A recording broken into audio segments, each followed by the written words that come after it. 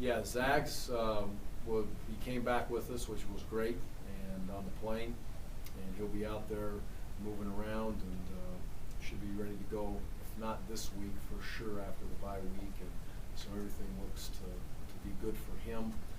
Warren will be a day-to-day situation with what he had with the little bit of the knee scenario, but he should be back shortly. Yeah. When you say back short, did you have any idea how long that would be, and did you suspect at first when he went down that it was going to be something serious that he could be done for the year? Well, it's always troublesome when you see both those kids down in those situations, and you know there's never an excuse in football, but I was worried for Warren in that situation. He's a tough kid. I was glad to hear the report when they came back what we thought it was, and then Zags is obviously extremely troubling. That's another situation you can look at, and I thought the team handled that very well. Zags handled it very well. What the team was when he went off the field, and it's hard now when you lose two senior defensive tackles, and you're already light in the freshman area, and those kids stood up and did some great things. But I'm always concerned when one of my guys goes down. It bothers me a lot, but I'm glad that they're going to be back with us for their senior years as we move forward. Gary, since you haven't had an opportunity to at least tell us why your decision going with Tanner, what were your rationale in making him your starter and continuing to go with him as your starter? Well, I think the biggest thing is you know where are we at the quarterback position with Joel and with Tanner. I still think there's opportunities for both guys to play, and as we go through time, and we went through last week's practice, it was obvious that it was a situation that Tanner needed to be involved, and you know Joel's going to be involved. It's just the right time and the right situation, and making sure everything is where it needs to be for him to be able to be part of the offense and be involved in the offense. And we need two quarterbacks, and sooner or later you're going to have them both. Tanner's the starter today, but Joel's going to fight like crazy to get some reps, and you know if there's an opportunity presents itself for Tanner to be able to come, for Joel to be able to come in and play, then you know so be it. And there's a lot of, you can look at the numbers if you want to break down just the numbers of that football game. You know, whatever you want to say about the quarterback play, you can say whatever you want to say about the receiver play, the protection. It was a whole offense as the passing game, and it's not just Tanner did some things that he made some plays, just like a quarterback has to, that we asked him to make with his feet at times. And walking into that game, I felt like it was the best situation and continuing moving forward. I'm not saying it's an open competition, but both quarterbacks have an opportunity, and we're going to need them both to be able to play. And this team can handle that, and both those kids can handle that without any problem. You said after the game that you didn't know why Melvin's playing time, what it was in the second half. Were you unaware of his injury at halftime, the hip flexor, and how does that mesh with Melvin after the game saying that he said he was fine? Well, that's the problem. Melvin's going to say he's absolutely fine. So this is where I get into a real problem. I mean, it's like everybody wants to get into kids' personal business, and it's hard for me to be able to deal with it. So if I'm off base, I'm off base. But all I can do is go by what a trainer tells me, and he's the professional. So if I put a kid in harm's way because I don't listen to a trainer, then I got a major issue on my hands. I don't think I am the person who I say I am. So I'm going to listen to people and do what they ask me. He gave me the information. He gave Coach Brown the information. And I don't quite frankly think it's anybody's business to pass that on to somebody after the game. But apparently it is, because that's what I was told to do.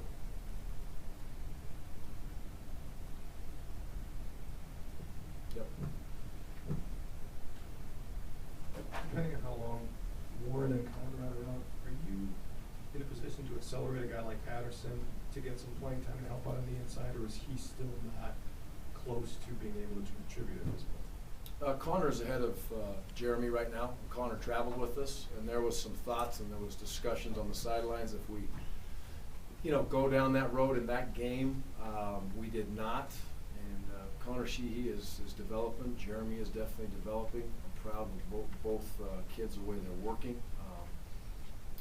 Today, I would say Connor would travel if we were going to go on the road. He'll obviously suit up at home, but is he still going to play? Don't know, and Jeremy would be behind Connor.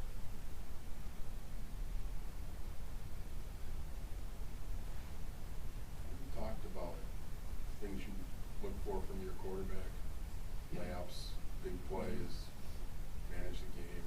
Did you see much of that out of Tanner in this game? I saw some opportunities that were there wasn't a whole bunch of layups in this game, that's for sure. Yeah, we had a couple chances in the throw game, and comes to mind Alex running down the sidelines, and it was a contested ball. Dove out for it, didn't get it. We had the miscue on the wide receiver running an out-breaking route. It's middle open, and he throws the ball down the middle of the field where we would like the ball to be thrown, but it looks like Tanner made a poor decision and threw the ball in the wrong spot, which in turn he didn't. He obviously missed some throws he'd like to have back. We have a couple balls in the air that are contested balls that we would like to see go our way. The one pick, it's a contested ball. Can we go up and get that? We didn't, and they did, and they picked it off and made a tremendous play in that area. So, do we need better play? Absolutely.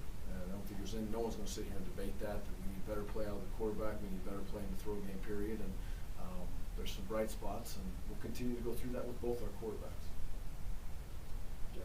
Gary, Drew Meyer looked like he was struggling on a couple of the punts, and then I think he went into the locker room and came back and hit that other one. Is he okay?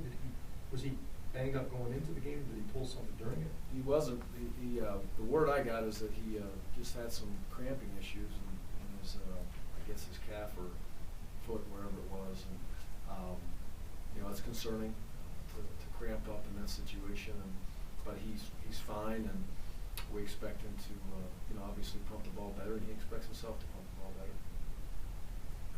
Gary, you talked about Caputo's great game, and obviously Herring was a big factor, before the injury, and things kind of, went south after that. What about the linebacker play? How did they grade out after what you saw in film? Well, Marcus and Derek played very, very well. Michael was a little bit, he had enough reps to grade out what a winning performance was, but I thought that Marcus and Derek played very, very well.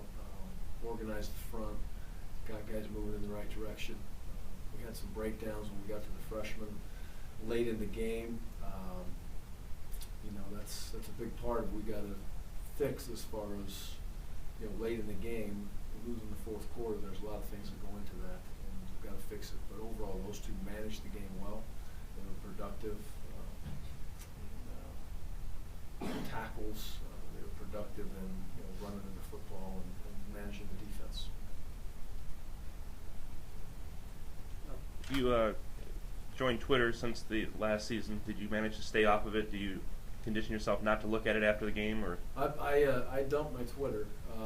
When I started Twitter, I thought Brian and I have talked about it, and I just think it's the best. It's for recruiting. I tried it for a period of time. The assistant coaches definitely need it, but it just really becomes one more distraction that I don't need to be able to deal with. I don't think it helps myself as a head coach in recruiting. It's a definite help for the assistants, for the recruiting people, but it's just there's no pleasing the world in Twitter, I guess, when I go back to it. And coaching a position and being in the spots that I am right now as a head coach, it's just one more thing on my plate that I can eliminate. So I guess I'm out of the Twitter world. So because there's such a long build-up to this opening game and what it all meant, how do you and the coaching staff, and do you want the players to deal with avoiding a letdown, I guess, if you will? Yeah.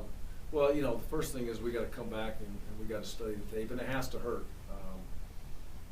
I recover when I see the kids, me personally, and I'm probably worse than they are. But once I see them today, and they'll bring a smile back on my face and get me back where I need to be and get us refocused, and we'll walk out of here today feeling a lot better than we do today or do at this time of the day. But we got a great challenge. If you just throw on the tape a year ago and watch this team play against Minnesota, that's our rival. We know how good our rival is, and they're a very, very good football team. And that game went back and forth, deep into the third quarter basically, and Minnesota was able to score a couple times. I've watched that tape twice this morning on both sides of the ball. So it's a very respectable team. Look what they did in the first game. They scored a lot of points. It's a spread team. It's a major departure from what we practiced against and what we prepared against for LSU. So we've got to get ready for that. And on defense, there are a bunch of kids that play hard. So they have a bunch of transfers on their team, a bunch of junior college kids that are very good athletes, and they'll expect to walk in here and play well. They've been to UNLV. They went to Minnesota last year. So the venue is going to be a big venue for them. I'm sure they're excited about it. Gary, when you look at how well your defense played against against the run Saturday with Warren in, and then the dramatic change afterwards? Is it too much to just put it right on that moment that that's where your defensive effort changed when Warren went down? Yeah, I wouldn't specifically say that, but I think I'd put Zags right in there too. You know, when those two kids were both out, the amount of reps, Goldberg had to take every rep, and we ended up taking 50-plus reps. The plan was to try to keep him around 25, and that's difficult. Again, it's football, but were we different without those two young men in there?